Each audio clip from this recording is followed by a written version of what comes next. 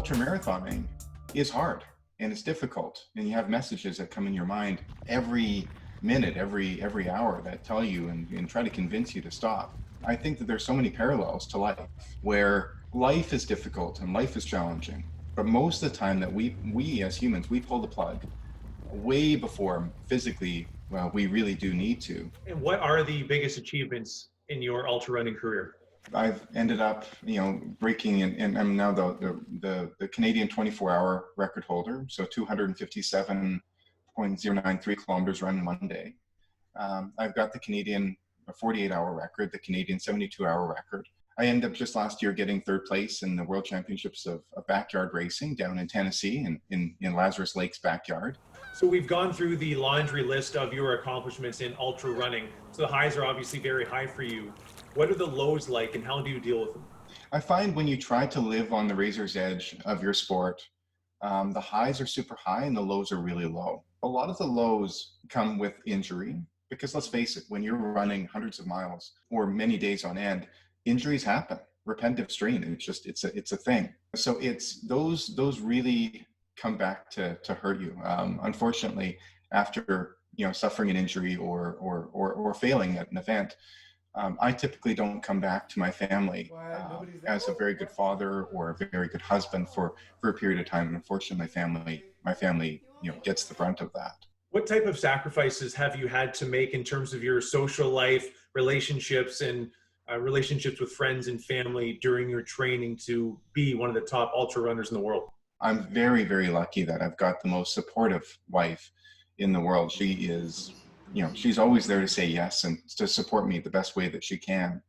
But when she says no, you definitely have to listen. I'll try my very best to wake up super early in the morning, do my long run, wake up late at night, or stay up late at night and do my long run. But a lot of the time when you're going for 4, 5, 6, 7 hour training runs, they'll run into the day. And there's an element of guilt that one feels for taking time away from your family. And I definitely feel that often.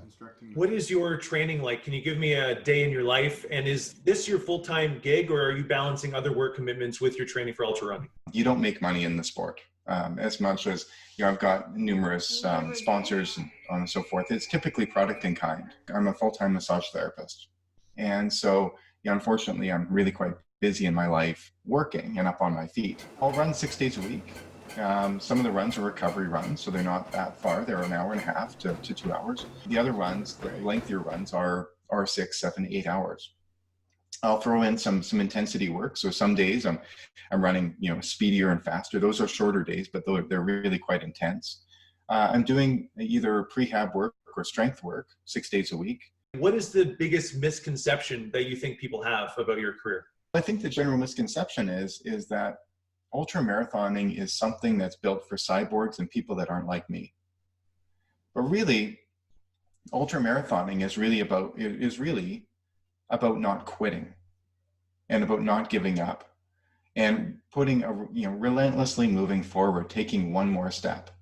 And I think that at a time like COVID-19, I think that message for all of us is maybe the most important message, is because we need to get up out of bed in the morning and take one step.